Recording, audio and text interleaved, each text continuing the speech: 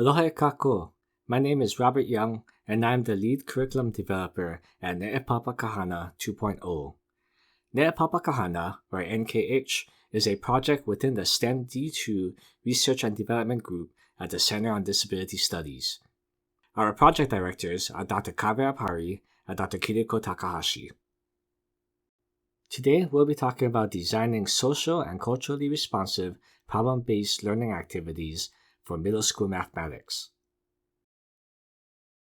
If you would like access to these slides with transcriptions in the notes, please visit go.hawaii.edu/capital J, lowercase b, lowercase y. Once again, that's go.hawaii.edu/capital J as in Juliet, lowercase b as in Bravo, lowercase y as in Yankee. We'll start by sharing some of the educational themes of Neʻepapa Hana and our products, including our middle school math curricula. Then we'll share the process of how we develop our activities, and finally we'll walk through some examples together. At NKH, we aim to support middle school mathematics in Hawaii by applying several educational themes and tools. First, we apply the concepts of connectivistic education. This is a blend of several social learning theories that helps students to learn by forming genuine connections with each other and with their learning material. We also utilize inclusive mathematics and problem and place-based education to better engage students. Finally, we have a heavy emphasis on the importance of formative assessments in the classroom. We integrate and disseminate these ideas through a series of professional development courses and middle school mathematics curricula, which is the focus of this presentation. So far, we've created 8 curricula for middle school mathematics in Hawaii. For grade 6, we wrote a book called Let's Go From Mauka to Makai, which is about the biodiversity of Hawaii, and Let's Chant for Rain, which is a math book about weather. For grade 7, we have a math book called Let's Take Care of the Lo'i, which is about food sustainability in Hawaii, and Let's Collect Lauhala, which is about natural resources and building materials. For grade 8, we've written 4 curricula. Let's Build a Canoe is about the ocean. Let's Play the Ukulele is about music and music theory. Let's Go Fishing is about fishing. And Let's Make the Kind is a project book where students can create a physical object. E Hana Kako is the Olelo Hawaii or Hawaiian language version of Let's Make the Kind.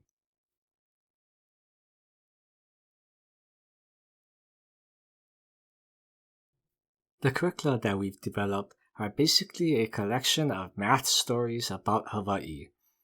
They can be used to create a richer learning experience for students, and they can help students to find genuine connections with mathematics and make sense of their real-world applications.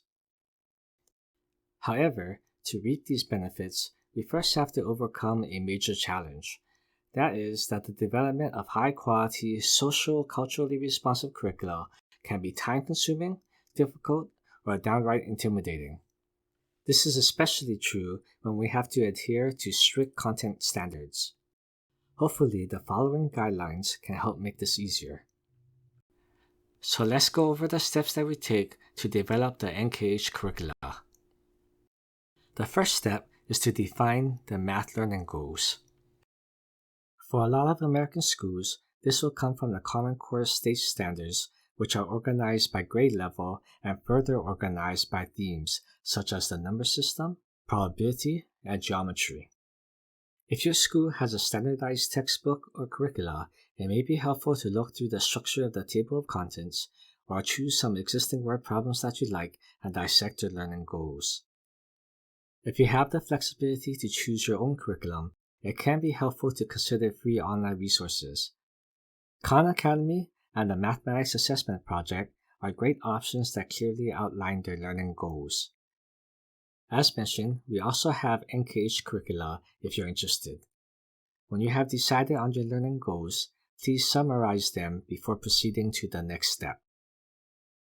The second step is to brainstorm ideas and stories relevant to the math themes.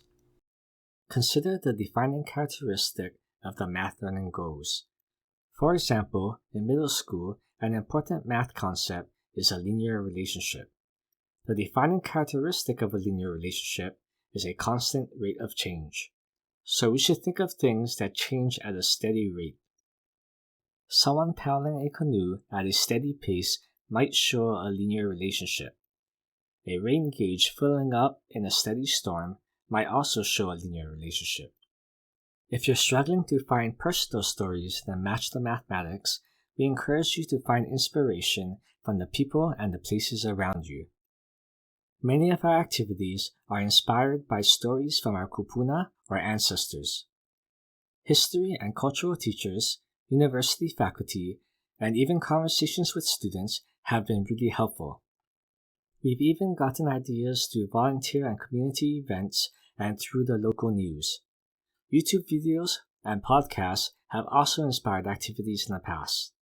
If you're really stuck, you can even just look at existing word problems and ask yourself how you can modify them to be more relevant to your students. When you are done with the first two steps, it is time to establish the relationships between the mathematics and the stories.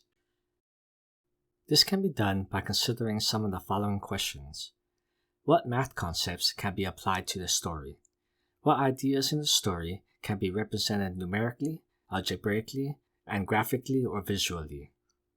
What parts of the story can be modified to better fit the mathematics? What parts of the story can be told through a math problem? For example, we may be able to approximate the shape of a bamboo plant as a cylinder or the growth of a bamboo's height as linear, and perhaps we could tell a story using the graph of the bamboo's height. Finally, is there a conclusion or a moral of the story? What does this conclusion look like mathematically? For example, if the problem is about the population of an endangered species, the students may have to find that the population is trending towards zero and interpret what that means.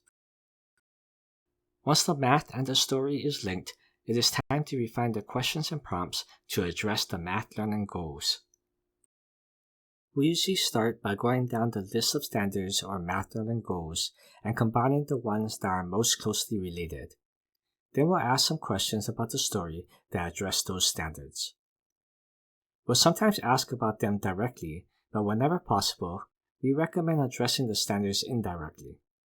For example, rather than ask students to calculate the height of a tree after 10 years, ask them to make a scale drawing of the tree after 10 years. You should also consider removing standards that stick out too much. Sometimes it is not worth forcing a standard to a story that doesn't really fit well. For clarity, it can also be helpful to ask a colleague to go through the lesson and point out some things that could be revised. Once all of the math learning goals are addressed, we should go back and include enriching opportunities for social learning. One method would be to create more opportunities for collaboration between students. This can be done with open-ended discussion questions or modeling tasks. We can also allow for students to really utilize their identities, relationships, and sense of place. This can be done by asking students to reflect on the stories or share relevant personal experiences and expertise. It can also be beneficial to encourage students to seek knowledge from their social networks outside of the classroom environment. This can be anything from stories from their ohana or family, or advice from their school groundskeeper, or wisdom from their coaches.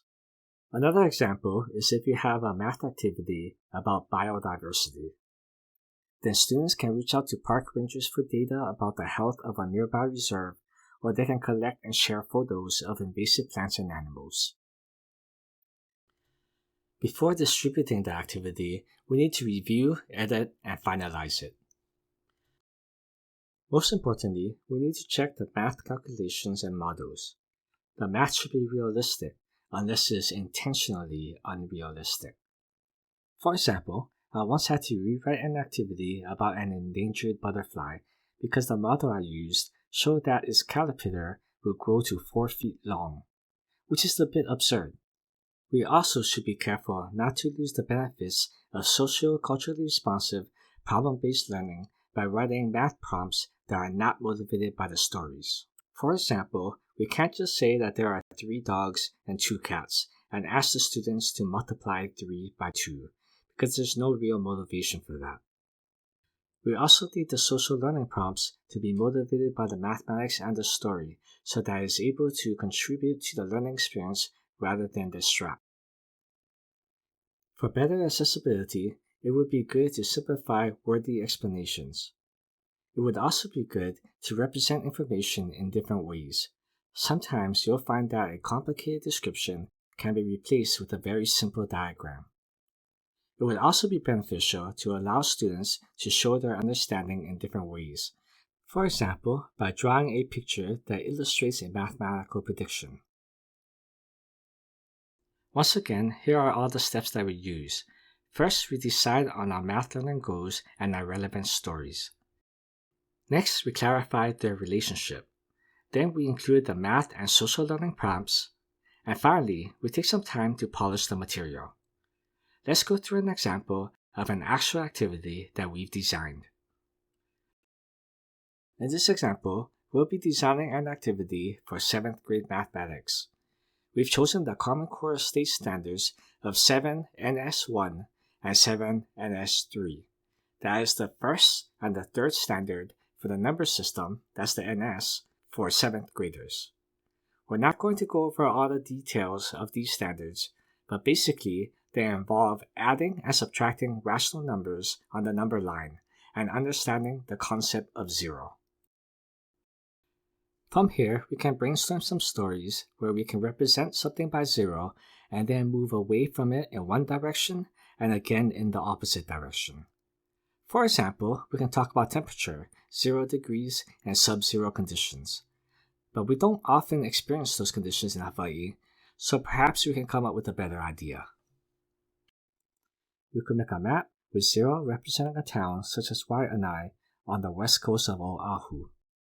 And we can talk about commuting along the coast with positive numbers representing the towns that head towards Kaena Point in the northwest direction, and the negative numbers representing the towns towards Barbers Point in the opposite southeast direction.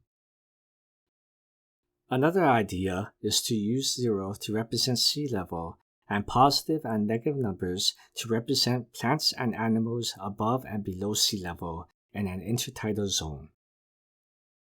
If you'd like a chance to think of your own stories before we continue, please feel free to pause this presentation for a few minutes. Okie dokie, the third story is what we'll be using in this example. Here's the story that we came up with. Limu, or seaweed, is a very important part of Hawaiian life.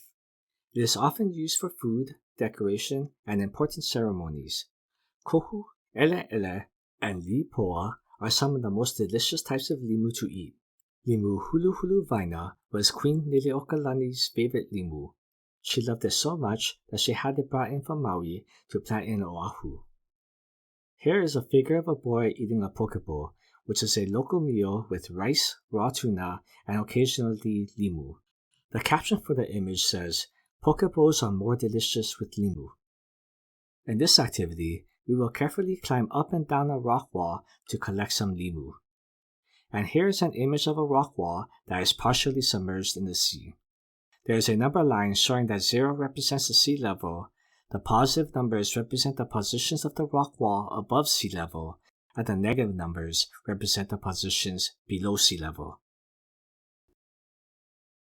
Now that our math learning goals and our story has been connected, we can begin to create our math prompts.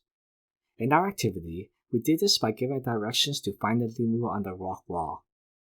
So we told the students that they need to add or subtract certain distances from their position, or that they are too deep in the water and need to be less deep and subtract a negative number.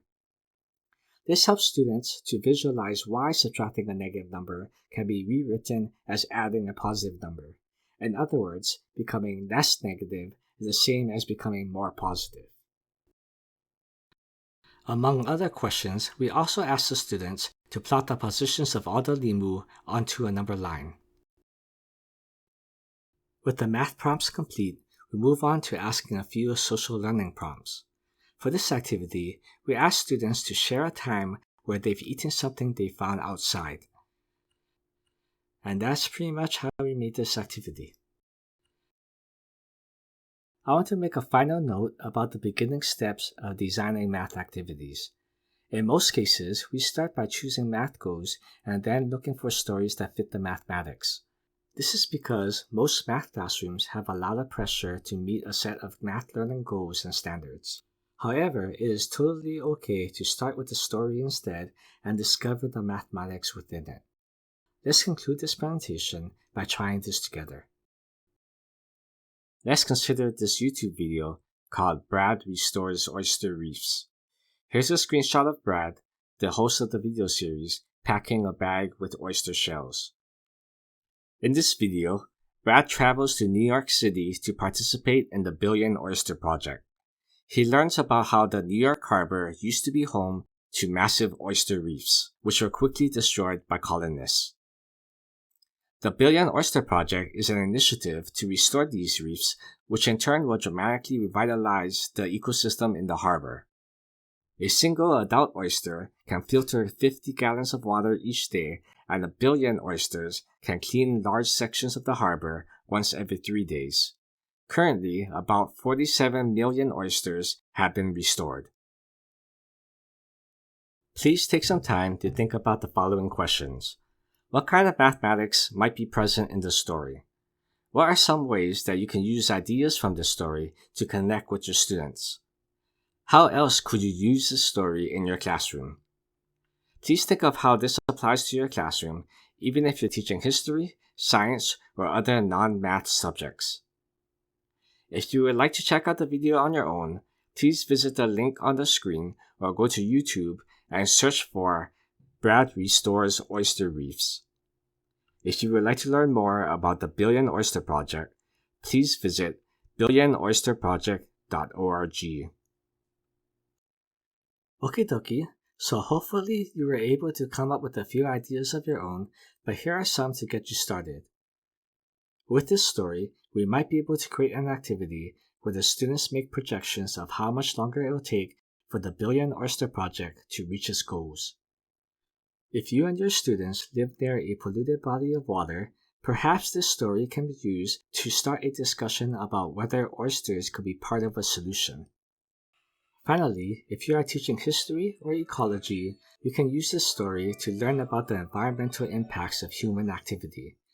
For example, we can look at the history of Pearl Harbor on the Hawaiian island of Oahu. Like New York Harbor, Pearl Harbor used to be full of oysters, but foreign plantation owners, merchants, whalers, and eventually the United States military reshaped the harbor and caused significant ecological damage. Well, that's all I have for you today. Thank you so much for taking the time to learn about our work. If you plan to make your own socio-culturally responsive, problem-based activities, I hope that this presentation could help you get started. If you would like to learn more about our project, please check out our website at stemd2.com. If you have any questions or comments, please feel free to reach out to me at rgyoung@hawaii.edu. Mahalo nui.